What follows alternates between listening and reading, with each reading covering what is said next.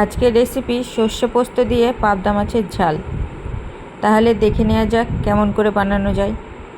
প্রথমেই বেছে ধুয়ে রাখা মাছগুলোকে ভালো করে নুন হলুদ দিয়ে মাখিয়ে নেব।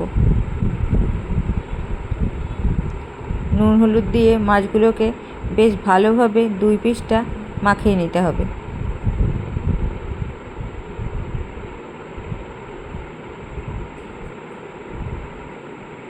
মাছগুলো ভালো করে নুন হলুদ মাখিয়ে রেখে দেবো 5 মিনিটের জন্য।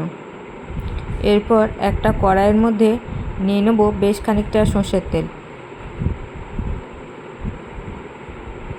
দিয়ে এক এক করে মাছগুলোকে ভেজে নেব।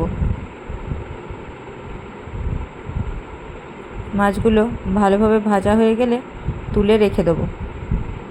এবার মাছ ভাজার তেলে দিয়ে দেবো কিছুটা পরিমাণ কালো জিরে আর 2টো চিড়ে রাখা কাঁচা লঙ্কা। তারপর দিয়ে দেবো ওর মধ্যে কিছুটা পরিমাণে পেঁয়াজ বাটা। পেঁয়াজটা ভালোভাবে তেলের মধ্যে কষিয়ে নেব। পেঁয়াজ কষানো হয়ে গেলে তার মধ্যে দিয়ে দেবো কিছুটা পরিমাণ নুন আর দিয়ে দেবো হলুদ গুঁড়ো। নুন হলুদটাকে দিয়েও ভালোভাবে পেঁয়াজের সঙ্গে কষিয়ে নেব।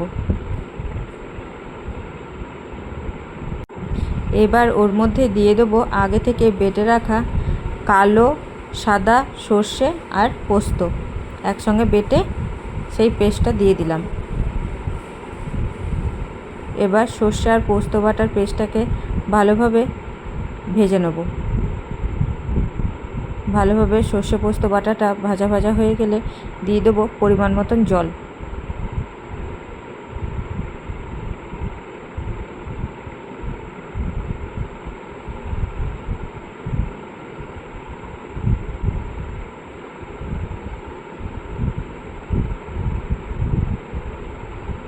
জল দিয়ে ঝোলটা ভালোভাবে ফুটতে দেবো।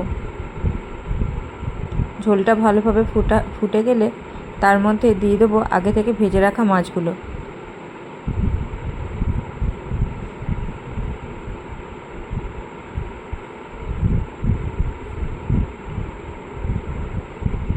মাছগুলো দিয়ে খুব সুন্দরভাবে ফুটিয়ে নিয়েছি। রেডি হয়ে গেল আমাদের সর্ষে পোস্ত দিয়ে পাবদা মাছের ঝাল। যদি ভালো লেগে থাকে তাহলে বাড়িতে একবার প্লিজ ট্রাই করো।